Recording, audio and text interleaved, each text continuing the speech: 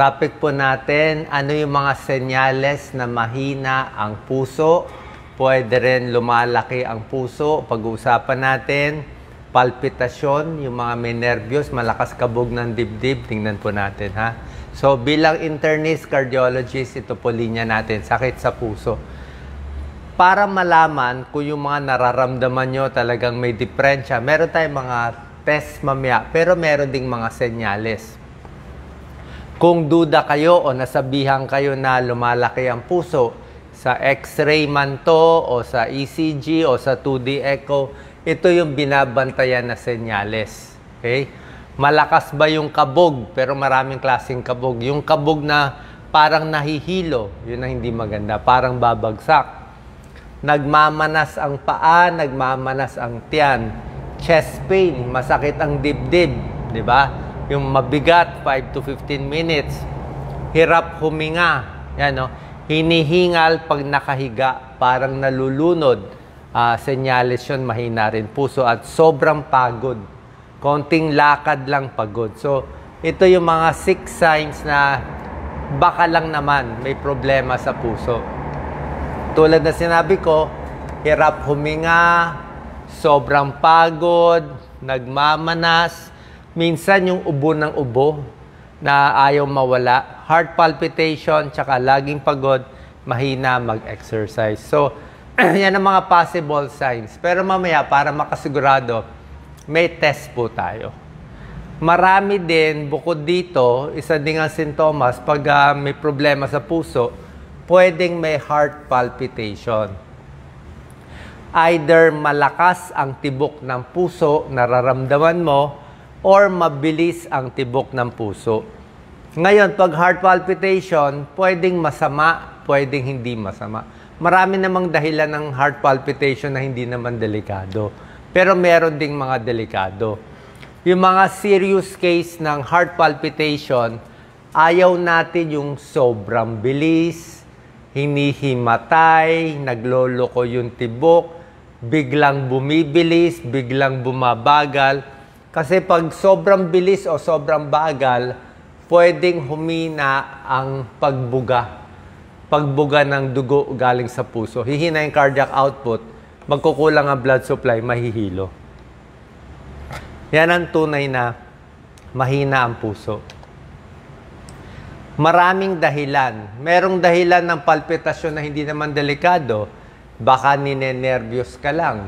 Okay? Baka sobra ka lang sa stress.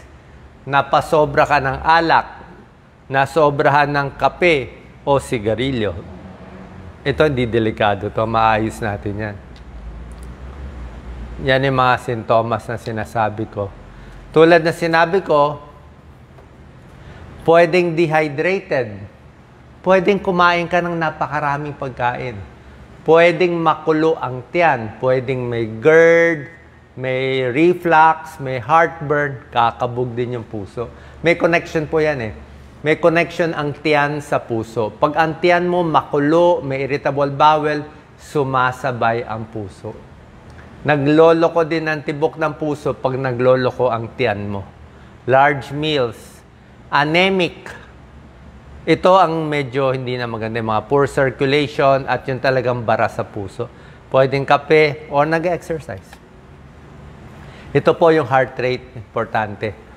Ang bata, mabilis pa heart rate. Mga babies, ang bilis ng heart rate. 100, 120, 140 baby.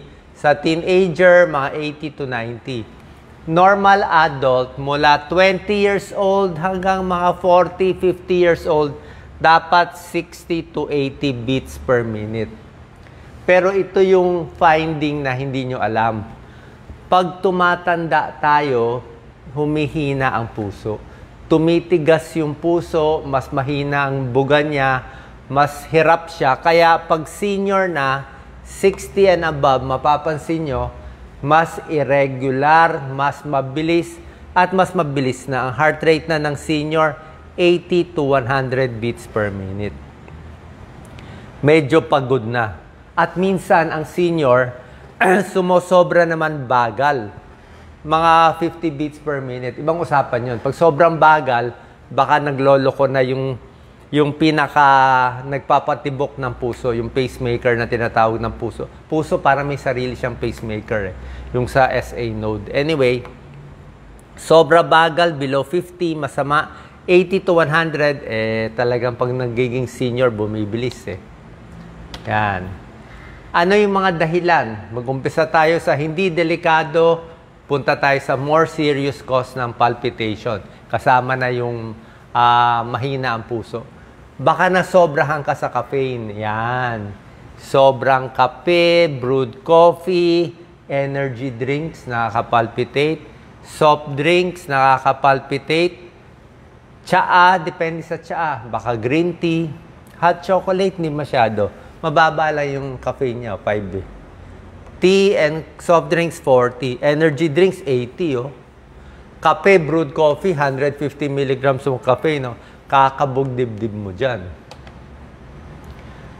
Pag nai-stress, bibilis din heart rate. Pag nai-stress, tataas ang epinephrine sa katawan. Ito yung hormone na parang kung may sunog, may kaaway, nagkakaroon ka epinephrine, pwede ka nag-hyperventilate, magpapalpitate din.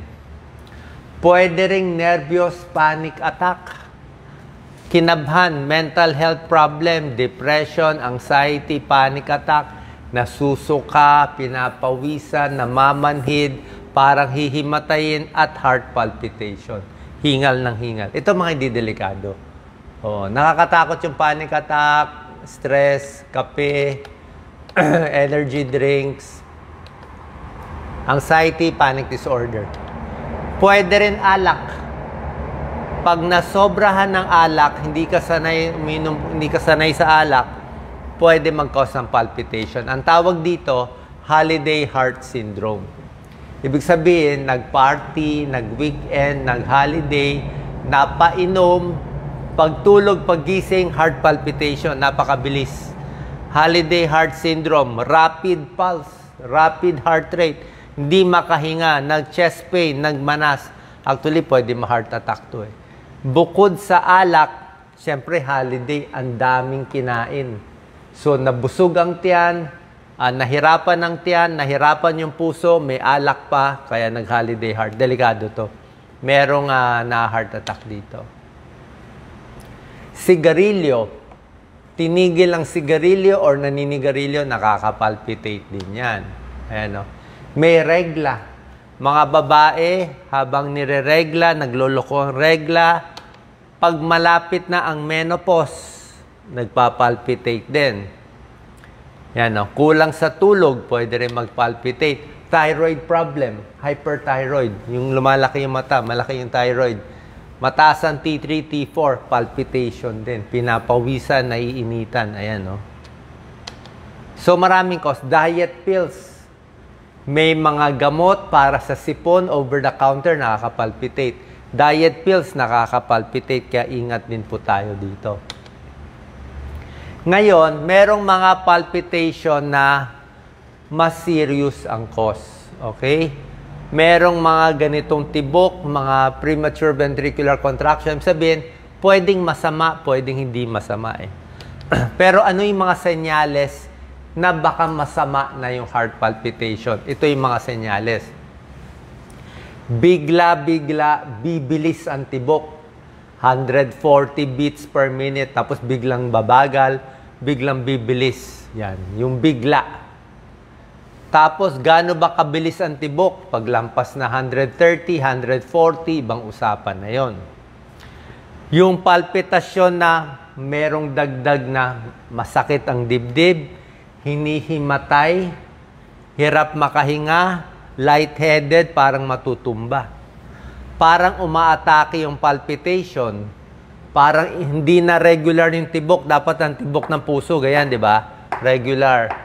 Ay kung biglang tumatalon ganyan, bibilis, babagal, tapos bibilis, abnormal na yon. Baka ibang tibok. Yan ang kinakatakutan natin, atrial fibrillation. Yung ganito, kailangan makita sa emergency room. So, pag merong ganitong alanganin na sintomas, masakit ang dibdib, biglang bumibilis, parang hihimatayin, parang hapong-hapo, papacheck tayo sa emergency room. or sa cardiologist. May mga test para malaman, siyempre examine to ng doktor, kung may diferensya sa puso. ECG, basic yan. Pero minsan, hindi nahuhuli sa ECG. Mahuli mo sa ECG, kung kailan nagpapalpitate, dun mo gagawa ng ECG. Merong Holter monitoring. Ito yung mga test na pagpunta kayo sa doktor, sa cardiologist. Papa-ECG ka. Ang Holter, yung ECG, ikakabit sa iyo at iuuwi mo for 24 hours. Malalaman yung ECG mo ng 24 hours. Malalaman kung nagloloko ang tibok mo habang natutulog, kung ano mang ginagawa mo. Meron din 2D echo. Ayan, no? Ultrasound ng puso. Makikita yung laki ng puso, makikita kung may dating heart attack, makikita kung yung valvula may sira, makikita kung merong namumuong dugo, echocardiogram. Dito malalaman kung malaki talaga ang puso o hindi. Sa ECG, hindi mo ganang masasabi kung malaki o hindi. Dito masigurado. Meron din treadmill exercise test. Tumatakbo, naka-ECG, malalaman dito kung may bara sa puso. Bago mag-angiogram, ito muna pinapagawang test. 70% accurate to para malaman kung may bara. So, ano mga first aid natin? Okay? Oras na may heart palpitation, pag seryoso, syempre punta tayo sa doktor. Pero pag hindi naman serious, ganito ginagawa ko. Kasi meron din akong palpitation eh. Palpitation ko, siguro halo-halo. Dati may depression, anxiety. Pero basically, yung irritable bowel, makulo ang tiyan ko. Every time mahangin ang tiyan, makulo ang tiyan, sumasabay yung sa puso eh. Yung lolo ko din. Pag gutom, minsan, pag nagda-diet, pwede rin. Ang ginagawa ko, ito pwede nyo gawin. Pipili tayo strategy. Pwede mo iubo. Pag nafe-feel ko, naglolo ko yung tibok, kunyari, medyo tumatalon-talon, inuubo ko. Iubo nyo 2-3. Makita nyo, magre-regular siya. Actually, pag emergency, pag may nangyari, iubo mo lang na iubo eh. Pwede maibalik sa normal rhythm. Pinakamadaling gawin. Okay? Second, pwede yung Valsalva maneuver. Parang umiiri, parang dudumi. So, pinipisi lang ilong, yan, para sarado. Tapos sisinga, pero nakasara yung ilong. So, hindi ka talaga makakasinga. So, parang umiiri ka lang, you know. Pag umiri kang ganyan for mga 5 seconds, mga 3-4 seconds, babagal konti yung puso mo. Okay? Pwede naman to gawin. Basta wala lang chest pain o talagang hindi serious. Siyempre, kung meron talagang serious heart problem, pupunta tayo sa emergency room. Pero yung ubo, walang problema dyan. Merong technique, kaya rin, naglolo ko yung puso, ang bilis. Merong mga abnormal heart rate eh. Mga supraventricular tachycardia, bukod sa ubo, pwede ka maghilamos ng malamig na tubig. Lagyan mo maraming ice. Ilang minutes. Minsan, sa sobrang lamig, babagal yung tibok ng puso. Or uminom ka ng super lamig na tubig. Hanggang dito sa ngalangala talagang malamig na malamig, babagal din konti ang tibok ng puso. Vagal maneuver yan. Hilamos ng malamig, uminom ng sobrang lamig, pwede yan subukan. Hindi naman delikado. Yung iba, nagdadasal, deep breathing, nagyo-yoga, pinapakalma yung utak. Kasi may connection yung utak eh. Siyempre, pag utak mo very stress, bibilis din heart rate mo. Alam nyo na, ubo, life-saving to minsan. Minsan life-saving to. Okay? Sa heart attack, meron pa kami nung, ito hindi gaano pinapayo eh. Pero pag talaga nasa probinsya, walang katao-tao, hindi mo madala sa emergency room, merong cardiac thump eh. Ganyan eh. Pinapalo namin dito eh. Pero yun, pang ventricular tachycardia, pag nagloloko minsan, may tulong din. Hindi pang ordinary, pero kung talagang walang-wala. Yan. Pero syempre, on the long term, fish oil o pagkain ng isda, omega-3 fatty acids, may tulong sa tibok ng puso. So yan. exercise. Pag malakas ka na, kailangan mo exercise, tigil alak, sigarilyo, talk therapy, gamot. Maraming gamot pwede sa heart palpitation. Kami ni Doc Lisa, ito ininom namin, beta blocker. Metoprolol. Metoprolol ko mababa lang, 50 milligrams, pwedeng half tablet twice a day. Kami nga, mga 1/4 tablet lang, mga 2 to 3 times a day. Makakabagal ng tibok ng puso. Pero papaalam nyo muna sa doktor nyo. Okay, pwede yan. Pwedeng anti-anxiety drugs, gamot para sa nervyos, parang mga diazepam, bromazepam. Itong may bandigano. Mainly ito lang, beta blocker. Pero papaalam nyo sa doktor. Sinasabi ko lang, lahat na may olol, metoprolol, propranolol, at iba pa. So tulad na sinabi ko, bawas stress, vagal maneuver, yung mga sinasabi kong mga procedure, ubo, hilamos ng malamig. Ingat sa mga supplement, kahit sabihin mo herbal siya, baka nagkokos yun ng palpitation. Mga stimulant, alak, sigarilyo, droga, bawal. Pag okay ka na, maganda rin kondisyon yung puso. Mas nag-exercise, mas kondisyon yung puso, mas hindi siya dapat magpapalpitate. Last final tips, siyempre exercise pag malakas ka na. Hinga malalim, deep breathing exercise, nagpaparelax. Tulog maigi, sabi nga nila, yakap, hug. Ibig sabihin, mas close ka sa ibang tao, mas relax ka, mas kalmado, pwede makontrol ang heart palpitation. Sana po nakatulong tong video natin sa ating lahat. Pa-check po sa cardiologist kung duda kayo na merong problema sa inyong puso. Salamat po.